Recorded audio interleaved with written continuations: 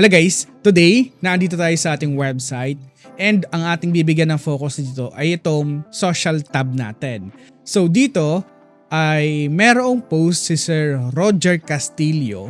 So sabi niya, any thoughts on Ali stock? Bagsak na siya ng 37% in 1 year alone. Kung titignan natin dito sa kanyang post, umani siya ng halos 700 na hearts sa kanyang thoughts, no? And ibig sabihin, marami yung nag-aabang sa information about sa Ali. So, titignan din natin pababa, ang daming din nag-comment din dito. So I think ito na rin ata yung pinakamaraming comment dito sa ating social tabs as of the moment. Kaya naman sa video na ito ay bibigyan natin ng focus itong post ni Sir Roger. Now, kung mag-focus tayo sa 1 year performance ng Ayala Land sa kanyang technicals, makikita natin dito na halos 36% ang kanyang binagsak.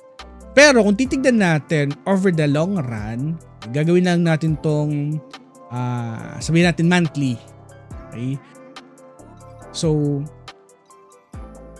ayan. And also from the peak level ng Ayala Land to current share price, makikita mo na nasa 72% na ang binagsak nito. Ngayon ang pinakatanong, bakit bumabagsak ang share price ng kumpanya? Yan ang pag-uusapan natin.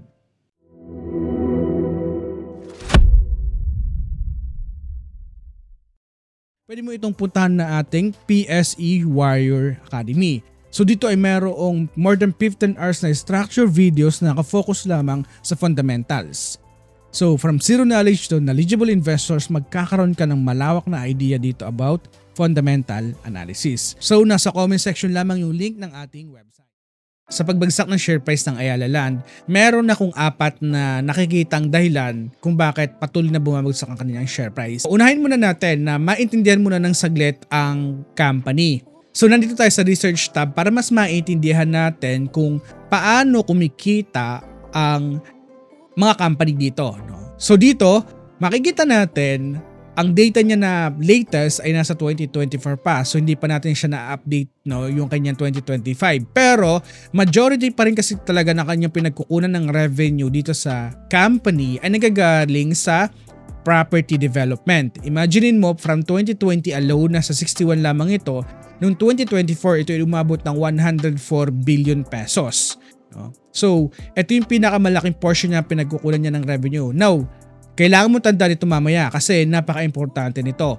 Property development susundan ng construction. Nasa 53.1 billion pesos noong 2024. So napuntahan natin yung unang dahilan kung bakit bumabagsak ang share price ng Ayala Land. Para sa akin, meron kasing weakness pagdating sa ilang parts ng property demand dito sa ating bansa today, especially sa Metro Manila pagdating sa mga condo space.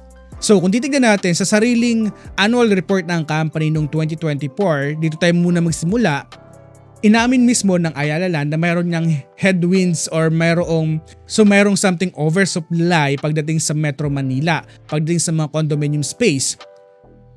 Pero kung titignan natin noong 2024, lumago ang kanilang residential sales ng 127 billion pesos at tumaas ito ng 12%. Kung titignan natin dito pa lamang, malinaw na hindi pantay ang demand. Inamin nila na meron ngang something headwinds, no, pagdating dito sa Metro Manila, pero umangat pa rin ang kanilang residential sales. And based sa report ng 2024, mas okay yung segment ng horizontal or yung mga house and lot na bibigyan nilang focus outside Metro Manila. Habang mahina yung demand. At hindi lamang yon, yung sales pagdating sa mga overseas Filipino worker ay bumagsak ito ng 8% and other nationalities. Now ito na nga, pagsapit ng first quarter ng 2025, ang kanilang residential sales ay bumagsak ng 6% to 31.2 billion pesos. At sinabi mismo ng company na mayroong strong lot sales and steady demand in the premium segment. So ibig sabihin, hindi totally bagsak ang demand. Pero nag-softness or halos nag-level lamang, hindi nag-grow masyado ang segment na napaka-importante sa kanila. At sapat na iyon para maging negative sentiment sa isang kumpanya na katulad ng Ayala Land. So pangalawang rason ay yung mataas na interest rates dito sa ating bansa. Kung titignan natin, babalikan natin noong February 2024. Okay, pinanatili kasi ng BSP ang policy rate sa 6.5% at mismong ang BSP ang gumamit ng salitang ito, tight monetary policy. So ano nga ba yung magiging impact nito para sa mga buyers? Una ay mas mahal ang financing or mortgage, no, na binabayaran natin kada buwan. Pangalawa, mas cautious yung buyers. Pangatlo, ay mas mataas ang financing cost ng developer.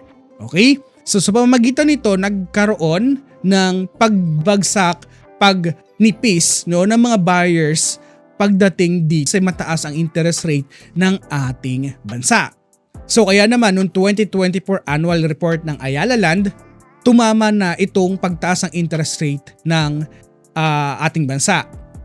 Kanilang interest expense or financing ay umabot ng 18.5 billion, umangat ito ng 13%, and ang kanilang average cost ay nasa 5.3%.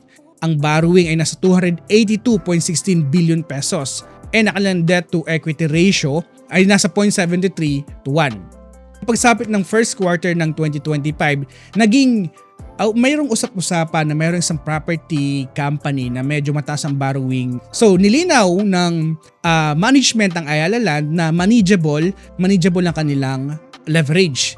Na kung titignan natin doon sa ating financial health screener, okay, sa ating research tool, makikita naman natin dito na itong Ayala Land as of the moment ay nasa 8-star category pa rin. Ibig sabihin, nasa healthy situation pa rin ang financial health ng kumpanya. No need to worry kahit na mataas ang kanyang utang today. So kung titignan natin ang kanyang utang today ay nasa 355 billion pesos as of the moment. Merong cash available na nasa 21.46 billion. Okay?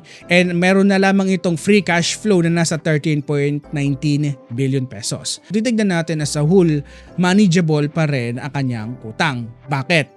Kasi ganito, yung kanilang debt to equity ratio ay nasa 0.73 and ang kanilang average borrowing cost ay nasa 5.5%. And this is the structure ng kanilang utang. 75% ay nasa fixed and 90% ay nasa long-term debt. Now, ano yung bottom line dito na gusto kong ibahagi sa inyo? Yung pagbagsak ng kanyang share price is not about the financial collapse, not about the financial pressure na mayroon ng company, but the high rate environment pagdating sa real estate. Ito yung nag-drag ng valuation na kaya bumabagsak or nasa discount today ang kumpanya. Now, another na dahilan is the foreign selling. Isa sa mga pinaka-importanteng dahilan ng pagbagsak nito para sa akin and kung titignan natin kanina, halos nasa 14 years low na ang kanyang share price today. Sa gitna ito ng broader market sell-off sa ating bansa. Hindi lamang apektado ang Ayala Land. No? Kung titignan mo yung mga lahat ng blue chip stocks, talagang majority ay bumabagsak. Okay, you have to understand this. At dahil din dito nagkaroon ng institutional liquidation dahil kulang nga yung mga bumibili pagdating sa mga stocks dito sa ating bansa today. And on that day, Ayala Land posted a negative 224 million net foreign selling, while the foreigners were net sellers by around 1.55 billion in the broader market. So ito yung pinakamahalaga na dapat mo maintindihan. Hindi lamang about fundamentals yung titignan natin, no, kapag tayo isang fundamental investors. Yes, bagkos nakadikit sa atin sa fundamentals, pero titignan din natin kasi yung pagdating dito yung flow, no? Kasi gumagalaw ang ating ekonomiya because of foreigners, foreign investors, no?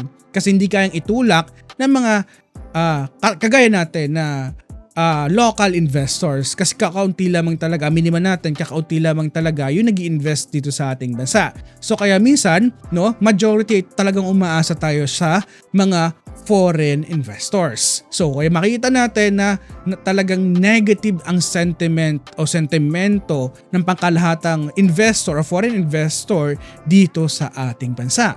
Kaya ito rin yung isang nakikita kong dahilan kung bakit bumabagsak ang presyo ng mga blue chip stocks dito sa ating bansa as of the moment. Yung pang-apat na nakikita kong dahilan na naka-apekto sa pagbagsak ng share price ng Ayala Land ay yung sentiment, negative sentiment pagdating sa Philippine real estate sector. Okay? Ito yung isa sa core thesis na dapat mong maintindihan. And also supported ito ng mga data from the past data na meron tayo. No? Yung pattern ay ganito kasi.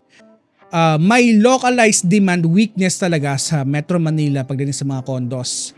Mataas pa rin ang financing environment sa ating bansa. Yung investor ay medyo lumalayo today or nababawasan yung pagbili nila ng mga real estate or mga consumer names, no, because of environment natin. Kaya naman nagkakaroon ng distress or sector discount pagdating sa real estate sector as of the moment. At kahit sa annual report ng kumpanya, in-identify din ng Ayala Land na mayroong financial risk, economic and counter risk, and government and political risk. And based din sa ating research tab sa ating website, ito yung ating kinuhang risk factor dito.